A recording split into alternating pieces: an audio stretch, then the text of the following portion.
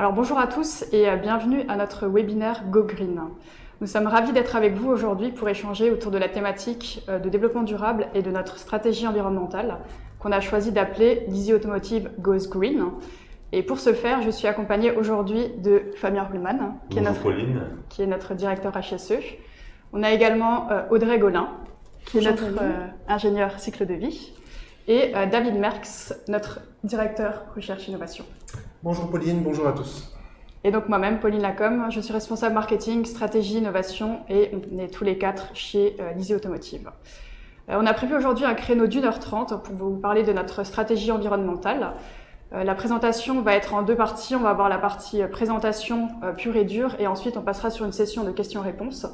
Donc pour ce faire, n'hésitez pas à utiliser tout au long de la présentation la zone questions-réponses fournie par Teams ou alors de mettre directement dans la zone commentaires vos questions-réponses et on y répondra à la fin de la présentation. On passe maintenant à la présentation du jour et notre présentation va être divisée en 5 parties. Donc dans un premier temps, on présentera un contexte et la stratégie globale de l'Easy Automotive. Ensuite, on vous présentera le projet Go Green et nos engagements. Donc le projet Go Green est divisé en plusieurs piliers. On vous présentera donc ces différents piliers. Le premier qui est une gamme de produits pour réduire l'empreinte CO2. Le deuxième pilier qui est la recherche de nouvelles technologies qui réduisent l'empreinte carbone. Et le troisième pilier qui est l'efficacité énergétique de nos sites. Et ensuite, on passera sur la partie conclusion. On commence donc par l'introduction, par une chose plutôt standard que tout le monde connaît. On parle beaucoup de réchauffement climatique, d'impact carbone, d'émissions de gaz à effet de serre, de problèmes climatiques, de catastrophes climatiques. C'est des choses qui sont ancrées dans la tête de tous. Et on sait également, quand on regarde sur cette slide, qu'il y a un réchauffement climatique qui est ancré.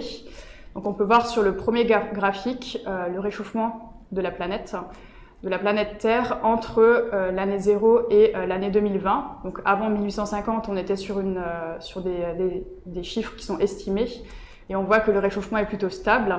À partir de 1850, par contre, on est sur des chiffres qui ont été mesurés et on voit qu'il y a une vraie croissance rapide et très forte. Donc on est vraiment dans une situation de réchauffement climatique et les spécialistes ont fait des simulations pour essayer de voir à quoi pouvait être dû ce réchauffement climatique. On peut le voir sur le deuxième graphique. La courbe du bas représente la température de la planète avec les effets qu'on appelle naturels.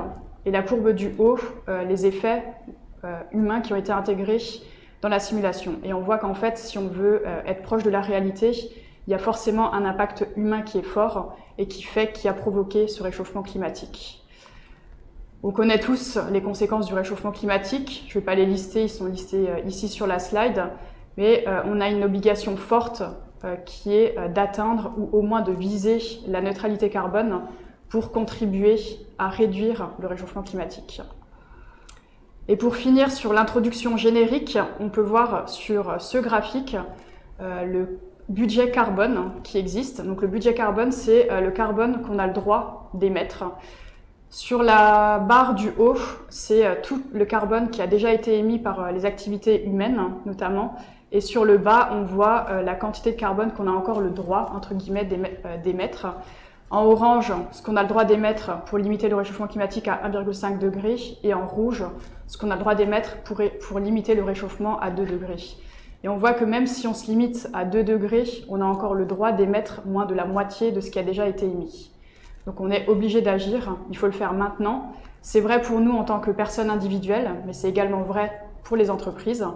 Et c'est pourquoi, côté LEASY, notre raison d'être, c'est de Shape and Share Sustainable Links. Et on a choisi de mettre en place une approche qu'on a appelée les 3 P, People, Planet, Profit, où la planète est au cœur de notre stratégie. Côté Easy Automotive, pour finir, on fournit des solutions d'assemblage et des composants mécaniques de sécurité. Et notre mission, c'est d'être un fournisseur durable sur ces familles de produits pour les véhicules de demain. C'est dans ce contexte-là qu'on a choisi de lancer le projet Easy Automotive Goes Green. Et c'est le projet qu'on va vous présenter aujourd'hui dans ce webinaire. Fabien ? Merci Pauline. Donc le projet Go Green a été lancé en 2021 c'est notre stratégie de décarbonation pour la division Lizzie Automotive. Et chaque lettre de Green, les 5 lettres de Green, correspondent à chaque fois à un pilier d'action. Le premier pilier d'action, c'est d'avoir une gamme globale de produits qui réduit notre empreinte carbone. Donc c'est l'ensemble des actions qui permettent de contribuer à la décarbonation des véhicules, à fournir à nos clients des produits qui ont une empreinte carbone la plus réduite. Le deuxième pilier d'action, c'est la recherche. C'est notamment rechercher de nouvelles technologies pour réduire cette empreinte carbone. Le troisième pilier, c'est le premier E de Green, c'est l'efficacité énergétique et environnementale de nos sites de production. Le deuxième E, c'est l'éco-responsabilité des achats et des approvisionnements, notamment tous nos achats de matières premières et trouver des matières premières qui ont une empreinte carbone réduite. Et le dernier pilier, le N, c'est la neutralité carbone. C'est l'ensemble des actions qui permettent de suivre, mesurer ce projet, notamment nos manières de mesurer, de faire le bilan des gaz à effet de serre de la division et du groupe Lizzie. Sur la droite, vous voyez un slide, c'était le slide de 2021 qui résumait cette stratégie en une page. Après 2 ans, on a souhaité mettre à jour cette stratégie et mettre à jour ce slide. Et voici aujourd'hui notre nouvelle roadmap. Vous y retrouvez de nouveau les 5 piliers d'action de Green, G, R, E, E, N. Et mon objectif aujourd'hui, c'est de vous présenter les quelques évolutions de cette stratégie. Alors, cette stratégie n'a pas foncièrement été modifiée, il y a juste quelques ajouts d'actions supplémentaires et je vais vous les mettre en évidence aujourd'hui. Donc les premières actions, c'était notamment de faire l'acquisition du logiciel Gabi Sphera pour pouvoir calculer précisément l'empreinte carbone de nos produits. On souhaite aussi mettre le recyclage et l'augmentation de la part de matières recyclées dans nos produits en évidence. Donc nous avons également défini de nouvelles actions sur le recyclage. Nous avons également voulu mettre en évidence le fait qu'aujourd'hui nous avons un objectif de déployer au minimum un projet de panneaux photovoltaïques par an. Également, on souhaite réduire la consommation d'eau sur nos sites industriels qui se trouvent dans des zones de stress hydrique. Donc l'efficacité énergétique s'accompagne également d'une efficacité environnementale. Et aujourd'hui, l'eau est également la gestion de la ressource eau est également présente dans notre stratégie Go Green. On souhaite également tester des aciers qui ont une faible empreinte CO2 et nous avons depuis peu signé un partenariat avec un grand acteur de la sidérurgie. Et pour finir, nous avons également souhaité inscrire le fait que l'évaluation selon le référentiel CDP et que cette évaluation soit pleinement intégrée dans notre stratégie de décarbonation. Pour finir, nous avons également modifié nos objectifs à l'horizon 2030 pour que ceux-ci s'inscrivent pleinement qui respectent pleinement les objectifs du groupe Lizzie. Donc à l'horizon 2030, nous souhaitons réduire de moins 30% les émissions de CO2 sur les 3 scopes, 1, 2 et 3A, donc tout ce qui est émissions indirectes sur la filière amont. Et nous souhaitons également augmenter la part d'énergie renouvelable à 20% à l'horizon 2030. Nous avons parlé d'émissions de CO2, mais qu'est-ce que ça représente ces émissions de CO2 pour Lizzie Automotive et Thermax? En 2022, nous avons calculé que nous avons émis 311 000 tonnes de CO2 sur l'ensemble de l'exercice, sur l'ensemble de l'année 2020. Ces 311 000 tonnes se décomposent en scope 1, donc nous avons seulement 15 400 tonnes de CO2 émis par la combustion de gaz naturel ou les émissions de gaz frigorifique ou la combustion de carburant dans le véhicule d'entreprise. Sur le scope 2, nous avons seulement 6,2%, mais ça représente déjà 19 400 tonnes d'émissions indirectes liées à la consommation d'énergie, et c'est principalement de la consommation d'électricité. Et au final, nous avons 88% d'émissions de CO2 liées à nos autres émissions indirectes, notamment notre consommation d'acier, de plastique, notre consommation de lubrifiants, de produits chimiques, nos achats de nouvelles machines et d'autres investissements, mais aussi tout ce qui est transport et traitement des déchets. Pour finir, nous sommes conscients que ce calcul, ces 311 000 tonnes, présente quelques imprécisions et nous souhaitons chaque année améliorer ce calcul et nous avons cette année fait l'acquisition du logiciel Trace qui nous aidera à calculer plus précisément l'empreinte CO2 de chacune de nos usines, mais aussi calculer l'impact de chaque action pour atteindre nos objectifs. Donc grâce à Trace, nous pourrons maintenant clairement mesurer chaque action et voir si nous atteignons bien l'objectif de moins 30% à l'horizon 2030. Voilà, maintenant je vais donner la parole à Audrey qui va vous parler de l'ensemble des actions, d'une partie des actions que nous avons menées sur le pilier 1, à savoir proposer une gamme globale de produits qui permettent de réduire l'empreinte CO2. Merci Fabien. Alors, du coup, le premier pilier de la roadmap, vous pouvez le voir ici.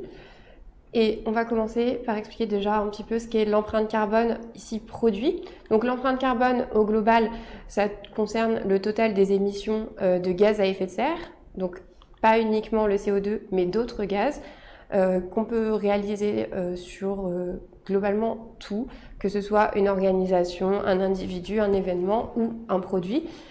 Et on exprime cette valeur en carbone équivalent, notamment dû aux autres gaz. Donc, Fabien vous a présenté ce qui est lié aux émissions de l'ISI, donc que vous pouvez retrouver sous la forme de Greenhouse Gas Protocol, par exemple. Mais moi, je vais vraiment insister sur la partie liée aux émissions de nos produits. Donc, quand on parle de PCF, d'empreinte carbone produit ou encore d'ACV, c'est ce que je vais vous présenter aujourd'hui. Donc, ça va s'intéresser à tout le cycle de vie de nos produits, donc des ressources jusqu'à la fin de vie. Et ce qu'on va être en mesure de fournir à nos clients, ce sont ce qui est fait au sein de l'ISI. On va faire ce qu'on appelle du cradle to gate, donc des ressources jusqu'aux portes en fait, de nos usines, nos produits emballés et des fois livrés chez le client selon les demandes. Donc comment est-ce qu'on calcule une empreinte carbone produit? Tout d'abord, on réalise un inventaire de nos différentes usines et pour ça, on va rechercher les types de matériaux et les quantités. On va également s'intéresser aux énergies utilisées par nos outils de production et également les consommables utilisés par nos machines, donc, que ce soit du lubrifiant, des outils ou toute chose nécessaire au nettoyage par exemple. Et concernant les données de production, on s'intéresse aux quantités produites, mais également aux non-conformités. Et tout ça, ça génère des déchets que l'on prend en compte, donc que ce soit tant des déchets de production que des consommables. Ensuite, on va également prendre en compte nos sous-traitants et enfin les emballages. Une fois qu'on a récolté toutes ces données, on va être en mesure de faire une modélisation de chaque process pour 1 kg de matière qui passe par ce process. Donc on a tous les entrants et sortants cités précédemment ramenés à 1 kg de matière. Une fois qu'on a ces données-là, on va pouvoir essayer de faire correspondre ces données à ce dont on dispose dans le logiciel. Donc, par exemple, ici, pour une huile B, on va essayer de trouver une donnée qui lui correspond. Donc, ce serait peut-être un lubrifiant français avec telle valeur de CO2. Après, chaque process est ajouté les uns après les autres pour réaliser le diagramme flux du produit. Donc que ce soit la préparation de la matière, la frappe à froid, du traitement thermique par exemple, et jusqu'au tri. Et une fois qu'on a réalisé ce process, on est capable de lancer les calculs et d'interpréter les résultats obtenus. Donc je vais vous montrer ici l'exemple d'une pièce. Donc on va prendre une pièce qui est une tige de guidage, et donc les données d'entrée dont on va avoir besoin, ça va être la référence de la matière, les étapes de fabrication de notre produit, ainsi que la masse à chaque étape. On va pouvoir rentrer tout ça dans le logiciel Gabi qui contient déjà la modélisation des différents process pour cette pièce qui est réalisée dans notre usine en République tchèque. Donc, vous voyez ici un extrait de ce qui peut être réalisé dans Gabi et je vais vous montrer une petite manipulation du logiciel. Donc on commence par la matière première. Vous pouvez voir ici qu'on peut avoir le taux de matière première de notre usine de préparation matière. Ensuite, on passe à la forge. Donc on a différents éléments tels que l'électricité, le gaz, la chaleur, les lubrifiants. Et puis ici, c'est les filtres. Tout ça, évidemment, on inclut le transport, également jusqu'à la fin de vie. Et puis après, on a tous les traitements en fait, de nos déchets. Ensuite, je vais vous montrer l'usinage. Donc, dans l'usinage, on a la possibilité de choisir nos types de machines d'usinage. Donc, sur ce site-là, on en a 2. L'impact n'est pas très marqué, mais sur d'autres sites, c'est vraiment important de pouvoir choisir la machine adaptée. Ensuite, vous avez toute la suite de process. Et ici, on a un composant qui s'ajoute. Donc, on a récupéré les informations auprès de nos fournisseurs. Et on finit par l'usine. Donc, c'est une usine... c'est tout ce qu'on ne peut pas séparer. Je vais vous montrer maintenant les résultats.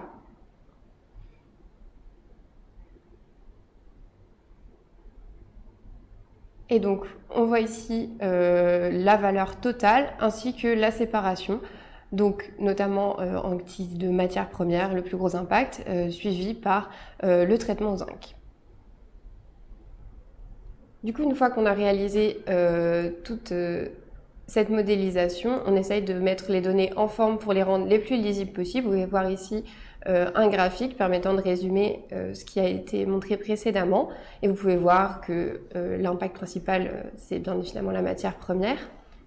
Et une fois qu'on a cette donnée-là, on va essayer de réduire l'empreinte carbone des plus gros postes. Donc notre stratégie, c'est d'abord de traiter toutes les demandes de nos principaux clients et toutes celles qui sont stipulées dans différents contrats. Et pour cela, on mappe les différentes usines qui permettent de récupérer ces données. Enfin, on va s'intéresser également à l'éco-conception des innovations et du développement interne. Et donc, on peut vous présenter un planning de ce qui a été déjà précédemment réalisé et ce qui est prévu sur cette année 2023.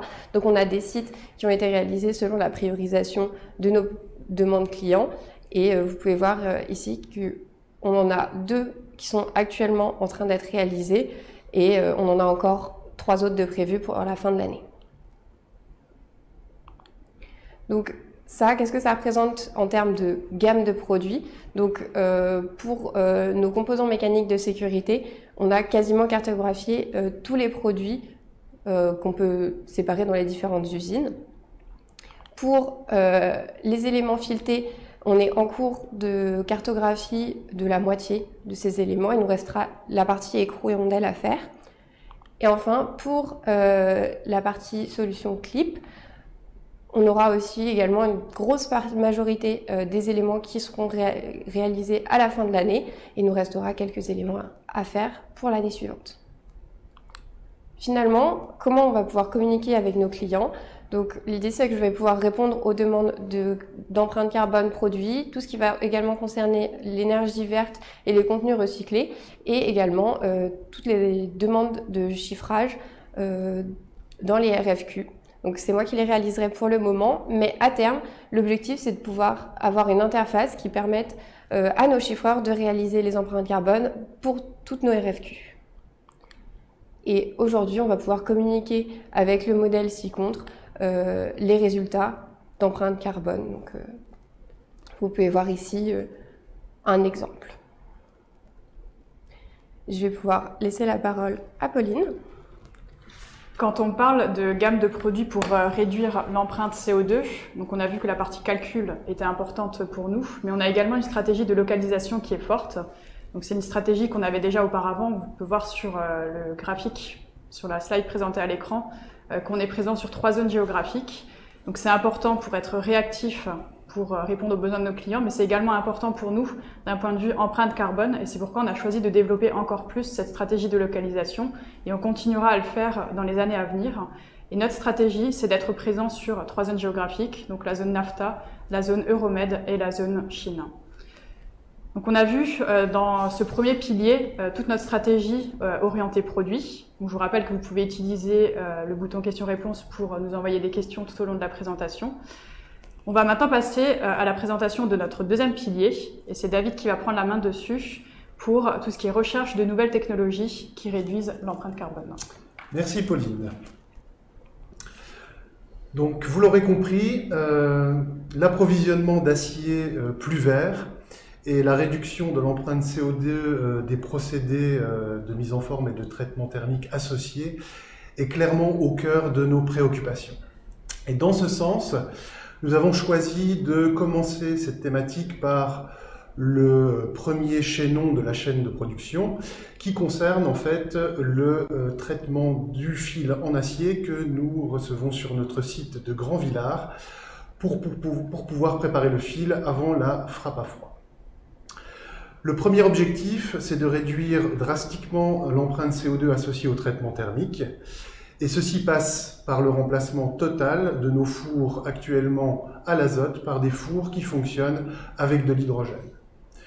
Vous le voyez sur le graphe qui est à l'écran, que ça conduit à une meilleure performance de fonctionnement du four et à une réduction drastique des émissions de CO2 associées à l'utilisation de ce type de four. Évidemment, on peut aller encore une étape plus loin si, sur ces fours à hydrogène, on décide de pouvoir produire l'hydrogène dont on a besoin localement. Et c'est ce qui va être fait au niveau de notre usine de Grand-Villard, et vous voyez ici représenter l'effet d'une production locale de l'hydrogène, avec, sur la partie associée uniquement au traitement thermique, une réduction drastique de l'émission de CO2 associée à la production d'hydrogène localement. Globalement, si on combine ces deux effets, on devrait pouvoir, à minima, réduire d'au moins 50% l'émission de CO2 associée au procédé de traitement thermique. C'est une première approche. En parallèle, et au niveau des projets de recherche et développement, nous recherchons également des solutions pour pouvoir éventuellement se passer d'un traitement thermique au niveau du fil, avec des gammes de déformation qui sont plus simples et étudiées avec un fil qui est fabriqué avec un four Ebner pour pouvoir réduire au maximum la dispersion des propriétés mécaniques du fil lors du recuit. En toute logique, nous appliquons exactement la même stratégie sur nos procédés de traitement de surface du fil. Comme beaucoup, nous utilisons encore un procédé historique qui s'appelle la phosphatation. La phosphatation est un procédé de conversion chimique de l'acier qui permet de faire croître une couche de phosphate à la surface du fil. Cette couche de phosphate a la propriété d'être très poreuse et permet de retenir le lubrifiant à la surface du fil pour pouvoir obtenir une bonne lubrification lors de l'opération de frappe à froid. Vous le savez évidemment, la phosphatation est loin d'être un procédé vert. Et nous avons le devoir de remplacer cette phosphatation par des procédés qui sont plus écologiques. Ça passe par le remplacement d'une préparation qui est actuellement chimique, par acide, par une préparation plutôt mécanique des surfaces, et puis remplacer l'acide phosphorique qui est actuellement utilisé par des solutions plus propres.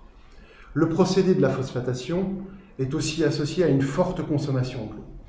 Il faut considérer environ 250 litres d'eau utilisée par tonne d'acier fabriqué, ce qui n'est plus envisageable aujourd'hui.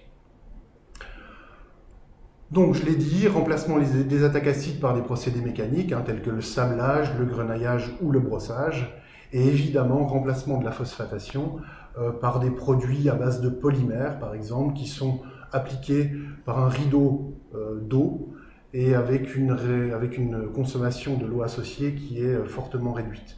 Dans ce cas-ci, on réduit de 250 à 60 litres par tonne d'acier produit, par exemple.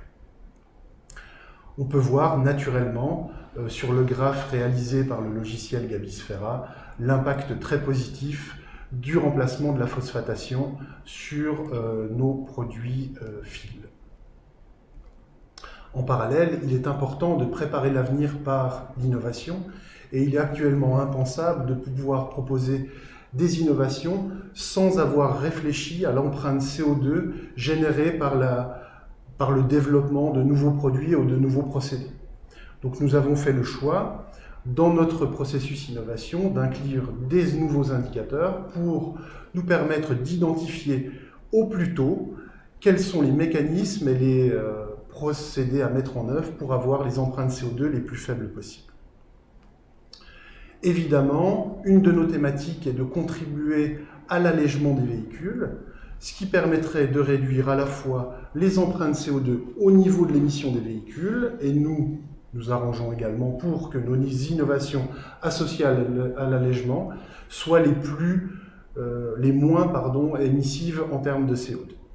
Je voudrais, pour illustrer mon propos, vous présenter deux procédés sur lesquels nous travaillons. Nous travaillons sur des pions à souder qui sont très légers, qui ne nécessitent pas de traitement thermique et qui sont déjà une très bonne réponse en termes d'allègement et d'assemblage multimatériaux sur une caisse en blanc d'un véhicule avec une empreinte CO2 qui est tout à fait optimisée. En parallèle, nous développons des nouveaux procédés d'assemblage, tels que le procédé LICI Micromac AP, qui est un procédé d'assemblage par texturation laser et fabrication additive in situ. Je voudrais faire un petit focus sur ce procédé. Et en fait, notre approche est dans une première étape de modéliser ce procédé, comme Audrey vous l'a expliqué. Ce que nous avons fait, et ce procédé, à une échelle R&D pour le moment, présente une empreinte CO2 de 170 grammes de CO2 par point d'assemblage, dans un environnement R&D. Et on se challenge et on compare ce procédé-là à des procédés existants. Si on s'intéresse à l'application de ce procédé pour des applications mécaniques et des applications de structure, on peut voir qu'on a de nombreux leviers pour faire baisser l'empreinte CO2 associée à ce procédé innovant et disruptif. Le premier d'entre eux est vraiment de réduire la taille de ce procédé. Je vous l'ai indiqué, actuellement on a chiffré sur une approche R&D. Évidemment, quand on transfère ce procédé pour faire de la production série, la taille de l'installation est drastiquement réduite, ce qui permet de réduire énormément, et presque de moitié, l'empreinte CO2 associée à ce procédé-là. Et ensuite, et ça paraît tout à fait logique, il est nécessaire, au niveau de ce procédé-là, d'utiliser des matériaux recyclés. Et notamment, au niveau de la poudre en alliage d'aluminium ou en aluminium qu'on peut mettre en œuvre, mais aussi sur l'approvisionnement de l'azote qui est nécessaire pour utiliser ce procédé. Au niveau des connexions électriques qu'il est possible de réaliser avec ce procédé, nous travaillons également sur la réduction de l'empreinte CO2. C'est illustré ici sur ce graphique où l'empreinte CO2 peut être énormément diminuée avec la même stratégie d'utilisation de matériaux recyclés au niveau de la poudre et au niveau des connecteurs électriques qui sont actuellement en fer-nickel et que nous pourrons remplacer à terme par des connexions qui sont 100% en aluminium recyclé.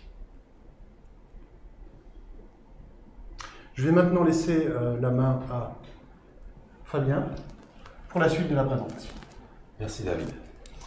Je vais vous parler du troisième pilier de la stratégie Go Green, à savoir l'efficacité énergétique des sites. Alors, vous voyez ici sur la roadmap, c'est vraiment le troisième pilier, donc l'élément central de la stratégie Go Green. Et ça s'est associé à des plans d'économie d'énergie. Donc toutes les usines LISI Automotive disposent aujourd'hui de plans d'économie d'énergie. Et ça a été notamment boosté l'année dernière. Ça a été malheureusement boosté par la crise énergétique qu'a connue l'Europe due au conflit russe-ukrainien.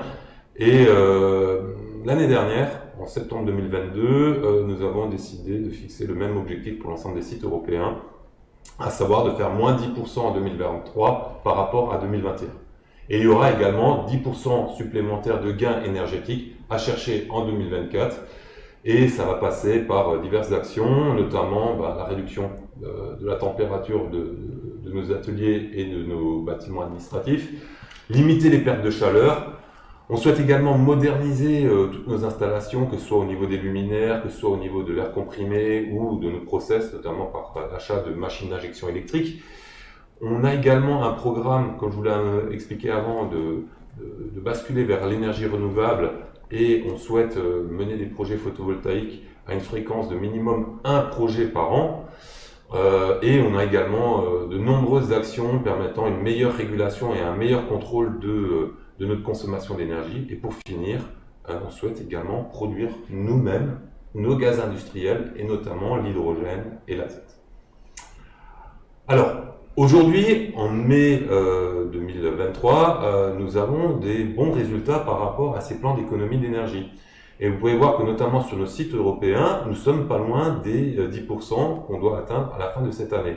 Nous sommes à moins 9,1% de consommation d'énergie sur l'ensemble de nos sites européens par rapport à 2021. Et ça représente un gain de 15 000 MWh d'électricité, de gaz naturel, mais également de GPL, de fuel et de chauffage urbain. Et si on fait le calcul en termes de CO2, nous avons fait une réduction de 2700 tonnes de CO2 depuis le début de l'année. Maintenant, en termes de production d'énergie renouvelable, nous avons un projet photovoltaïque. Nous avons mené cette année un projet photovoltaïque à Fuenlabrada, dans la banlieue de Madrid, en Espagne. Et nous avons installé 4000 m² de panneaux photovoltaïques sur la toiture de l'usine. Ça représente une puissance totale de 843 kW pour un investissement de 664 000 €. Et nous avons un potentiel de production d'énergie annuelle, d'électricité annuelle d'un peu plus de 1000 MWh par an. Et cette installation est en fonctionnement depuis le mois d'avril. Sur le mois d'avril, nous avons déjà produit 65 MWh. Sur le mois de mai, nous avons produit 95 MWh et cette production est en croissance tous les mois et notamment sur la période estivale où on va produire au maximum. Grosso modo, sur ces 2 mois, nous avons économisé environ 24 tonnes de CO2 juste avec ce projet. Là, vous voyez quelques photos du projet. Donc, vous voyez sur la photo de droite les boîtes qui contiennent les panneaux photovoltaïques. C'est une quantité assez impressionnante, 4000 m². Vous avez des équipes en toiture qui émettent les installations de fixation qui permettent d'attacher ces panneaux photovoltaïques sur la toiture. Bien sûr, il a fallu une grue pour installer tous ces panneaux. Et vous voyez le résultat. Presque toute la toiture de notre usine espagnole est couverte de panneaux photovoltaïques. Donc c'est un projet bien mené avec tout de suite des résultats efficaces en termes de production d'électricité. Nous avons un second projet en Allemagne, à Mellrichstadt, en Bavière. Alors là, ce n'est pas un projet en toiture, c'est un projet dans un champ qui est voisin de notre usine. Nous allons quand même couvrir 3500 m² de panneaux photovoltaïques pour une puissance totale de 749 kW crête. C'est un investissement de 612 000 € et on a un potentiel de production de un peu plus de 700 MWh par an. Voilà. Ce projet devrait débuter dès la semaine prochaine et on a un potentiel d'économie d'énergie de 178 tonnes de CO2 par an. Donc voilà, vous avez quelques photos du projet également. Donc ici, les équipes qui montent les structures métalliques pour fixer les panneaux photovoltaïques. Vous pouvez voir également qu'un projet de ce type nécessite des quantités impressionnantes de câbles.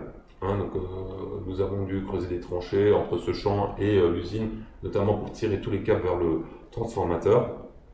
Et ici, une vidéo qui montre l'étendue du projet.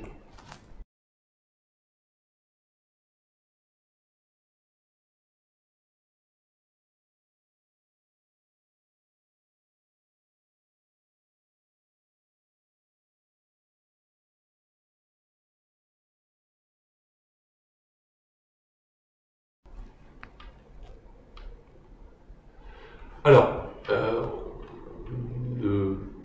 l'évolution vers les énergies renouvelables ne se résume pas à Fuenlabrada et Mellrichstadt. Comme je vous l'ai déjà annoncé, nous avons comme objectif de faire au minimum un projet photovoltaïque par an, et notamment d'équiper nos parkings de panneaux photovoltaïques, ce qui correspond à une obligation réglementaire en France. Donc il y a des devis pour des projets photovoltaïques en cours sur de nombreux sites Lizzie Automotive, notamment Monterrey au Mexique, Grand-Villard, Dalle, Del2, Puiseux et Mélisée en France, mais également à Heidelberg en Allemagne. Nous avons un projet photovoltaïque, nous avons du moins des devis et nous allons prendre les décisions, quels seront les sites prioritaires. Au niveau du groupe Lizzie, nous avons également un projet d'installer une turbine hydroélectrique sur un canal usinier. Cette turbine hydroélectrique permettra d'alimenter le siège du groupe et également l'usine de Grand-Villard en électricité verte. Je vous ai parlé avant de notre projet de produire nos gaz industriels, donc ça c'est concret. À Grand-Villard, nous allons mettre en service en septembre 2023 un électrolyseur, donc on va pouvoir produire de l'hydrogène à partir de l'eau. Nous aurons suffisamment d'hydrogène, cet électrolyseur produira suffisamment d'hydrogène pour répondre aux besoins de toute l'usine de Grand-Villard, notamment l'hydrogène qui est consommé sur les fours de traitement thermique. Et ce projet a un potentiel d'économie de CO2 de 830 tonnes de CO2 par an. Dans la même idée, on souhaite également produire nous-mêmes notre azote. Nos installations de traitement thermique consomment beaucoup d'azote qui se fait livrer sous forme liquide. Et il est possible de produire cet azote à partir de l'air comprimé. Et on a un projet en cours à Delle et Grand-Villard. Donc nous allons coupler au compresseur des usines des filtres qui permettent de séparer l'azote de l'air. Et ça permettra de faire des économies conséquentes en CO2, notamment en arrêtant les livraisons d'azote liquide sur ces sites. Ici, vous avez une petite vidéo tournée il y a quelques mois sur le projet électrolyseur. Donc, il va vous donner plus d'informations et plus d'explications. Bonjour, je suis Fabien Ruhlmann, directeur HSE de Lizzie Automotive et aujourd'hui nous sommes à Grand-Villard, site préparation matière où nous utilisons de l'hydrogène qui est stocké dans ces racks. L'hydrogène est utilisé pour la protection des bobines d'acier lors du traitement thermique. Au début de l'année 2023, nous allons faire l'acquisition d'un nouveau four de traitement thermique Ebner. Et notre besoin en hydrogène va plus que doubler. Il va passer de 300 000 m3 d'hydrogène par an à 700 000 m3. Mais cet hydrogène a deux problèmes environnementaux. Le premier, c'est de l'hydrogène gris, c'est-à-dire fortement émetteur de CO2. Cet hydrogène a été fabriqué à partir de gaz naturel et il émet 12 kg de CO2 pour 1 kg d'hydrogène. Le second problème, c'est le transport. Pour acheminer cet hydrogène, nous allons avoir une rotation d'un camion par jour qui aura parcouru 200 km. Pour pallier à ces deux problèmes environnementaux, nous avons eu l'idée de faire l'acquisition d'un électrolyseur. C'est-à-dire que nous allons fabriquer de l'hydrogène vert à partir de l'eau et de l'électricité. Ce procédé est 5 fois moins émetteur de CO2 que l'hydrogène gris. Et puis, nous allons fabriquer cet hydrogène directement sur le site de Grand-Villard. C'est-à-dire que nous allons supprimer tous les transports d'hydrogène et ne plus émettre de CO2 sur les routes. Nous avons calculé qu'avec ce projet, nous allons réduire nos émissions de gaz à effet de serre de 830 tonnes de CO2 par an. De plus, ce projet s'inscrit pleinement dans le projet Lizzie Automotive Goes Green et la région Bourgogne-Franche-Comté va nous aider à financer ce projet.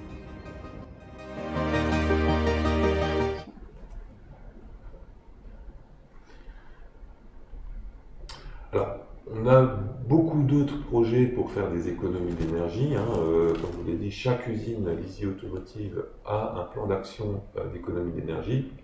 Et on a notamment des actions qui sont liées à la réparation de nos chaudières gaz et notamment à une meilleure régulation de ces chaudières. Nous avons entrepris en 2022 une réduction de la température de chauffage de nos bâtiments. On est également organisé pour arrêter les équipements ou du moins mieux réguler les équipements en fin de semaine, en week-end, parce qu'il y a moins d'activité. Notamment sur tous nos filtres et nos ventilations qui sont les grands consommateurs d'électricité, mais également qui extraient l'air chaud de nos ateliers. Donc on a une meilleure régulation sur ces filtres. Nous avons également des projets de modernisation. On achète de nouveaux compresseurs et des compresseurs qui ont une meilleure régulation. On a également maintenant des campagnes fréquentes de recherche de fuite d'air comprimé. Nous avons fait l'acquisition pour nos sites européens d'un détecteur de fuite qui circule d'usine en usine. Et on a également un programme de réduction de la pression d'air comprimé pour l'adapter au plus juste, aux besoins de nos équipements. Et nous avons fait l'acquisition de nouveaux groupes froids, et ces groupes froids sont maintenant équipés de dispositifs de free cooling, c'est-à-dire qu'ils utilisent le froid de l'extérieur, notamment en période hivernale ou en intersaison, pour refroidir l'eau glacée nécessaire à notre procédé de fabrication. Pour finir, les sites plastiques ont amorcé une transition pour remplacer leurs machines d'injection hydraulique par de nouvelles machines d'injection électrique. Et ça, ce n'est qu'une partie des actions d'économie d'énergie menées par nos sites. Il y en a encore beaucoup d'autres. Pour finir, le pilier 3, ce n'est pas que les économies d'énergie. Nous avons également un plan d'économie d'eau, notamment sur les sites d'ISI qui sont en zone de stress hydrique.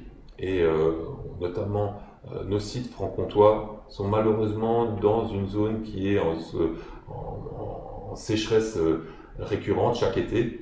Et pour les sites de Delle et Grand-Villard, nous avons fixé l'objectif d'atteindre 7000 m3 d'eau consommée par an, ce qui représente pour le site de Delle une division par 2 de sa consommation d'eau. On a également pour notre site mexicain fait l'acquisition d'un réservoir d'eau pour protéger ce site en période de sécheresse et le rendre autonome, étant donné que le site de Monterrey a subi l'année dernière une période de sécheresse très importante. Il n'a pas plu pendant 1 an sur cette ville ici il était nécessaire de sécuriser le site avec une réserve d'eau. Le pilier 3 de la stratégie Go Green comprend également des actions d'électrification de notre parc de véhicules d'entreprise et notamment l'installation de bornes de recharge. Et en 2022, à l'été 2022, nous avons déjà équipé les sites de Delle et Grand-Villard de bornes de recharge. Et nous allons continuer cet été sur d'autres sites en France et les années suivantes. Et l'objectif est d'avoir des bornes de recharge sur l'ensemble des sites Lizzie Automotive. Pour finir, je vais également vous donner quelques informations sur les 2 autres piliers de la stratégie Go Green, notamment des informations sur nos stratégies achats, qu'est-ce qu'on a mis en place pour décarboner tous nos approvisionnements de matières premières, de produits et d'énergie. Donc au cours des 2 dernières années, nous avons pris contact avec nos fournisseurs d'énergie, électricité et gaz naturel pour avoir un suivi au quotidien et précis de cette consommation. Et nous avons également commencé à contacter tous nos fournisseurs sur 5 familles d'achats stratégiques pour évaluer précisément l'empreinte carbone de nos achats, et notamment sur les familles d'achats suivantes, à savoir l'acier, le plastique, le traitement thermique et le traitement de surface, tous nos achats de lubrifiants et de produits chimiques, et également toutes nos activités logistiques. Pour les prochaines années, on souhaite collecter des données beaucoup plus précises sur nos emballages, et notamment avoir une meilleure connaissance de la composition et des matières utilisées dans ces emballages, et notamment mieux estimer la part de matières recyclées. On va challenger nos fournisseurs sur l'empreinte carbone de leurs produits, et notamment sur le plastique, on souhaite acheter du plastique à faible empreinte carbone et qui contient beaucoup plus de recyclé qu'aujourd'hui. Nous avons également étudié l'achat de biogaz pour l'ensemble de nos sites Lizzie Automotive, étant donné que la consommation de gaz naturel aujourd'hui représente à peu près 50% de notre consommation d'énergie. Et pour finir, pour la partie logistique, on souhaite dans les prochaines années tester un véhicule à faible émission de CO2 pour les transports locaux, notamment un poids lourd électrifié ou un poids lourd qui fonctionne à l'hydrogène. Je vais maintenant laisser la main à Pauline pour toutes les autres actions et puis pour le mot de conclusion. Merci Fabien. On arrive quasiment à la fin de notre présentation et on voulait partager avec vous quelques autres exemples d'actions un peu en sorte d'ouverture de cette présentation. Une des premières autres actions qu'on a choisi de mettre en place, c'est de sensibiliser l'ensemble de nos collaborateurs aux actions environnementales. Pour ce faire, on a par exemple mis en place une newsletter qui est diffusée à l'ensemble de nos collaborateurs dans laquelle on partage les bonnes pratiques de ce qu'on peut faire dans les bureaux, dans les usines, dans les sites, etc. pour réduire notre empreinte carbone. Et c'est une newsletter qu'on envoie de manière fréquente et récurrente pour partager toutes ces bonnes pratiques à tout le monde. Une autre action qu'on a choisi de mettre en place, c'est de développer notre aspect marketing pour l'impact environnemental. On sait tous que le numérique a un fort impact sur l'environnement. Si Internet devait être un pays, il serait classé au rang 6 en termes d'émissions de gaz à effet de serre, juste après l'Allemagne. On se rend compte que le numérique a un fort impact d'un point de vue environnemental. Et nous, chez Lizzie Automotive, on a choisi de développer le côté recherche-marketing en développant par exemple des sites web qui sont éco-conçus. Donc ça passe par l'optimisation des sites, ça passe par beaucoup de critères qui font que les sites web qu'on peut développer deviennent plus verts et consomment donc moins d'un point de vue environnemental. Et c'est également vrai pour tout l'impact numérique qu'on peut avoir et c'est quelque chose qu'on essaye de faire au sein de Lizzie et de sensibiliser tout le monde pour réduire notre impact environnemental en plus de la partie produit, process, usine, etc. mais également via le numérique. Donc on arrive à la fin de ce qu'on voulait vous présenter aujourd'hui. Pour synthétiser tout ça, on a préparé une vidéo dans laquelle on vous présente les actions principales de notre projet Go Green et les différents piliers. Et après cette vidéo, on passera à la session questions-réponses.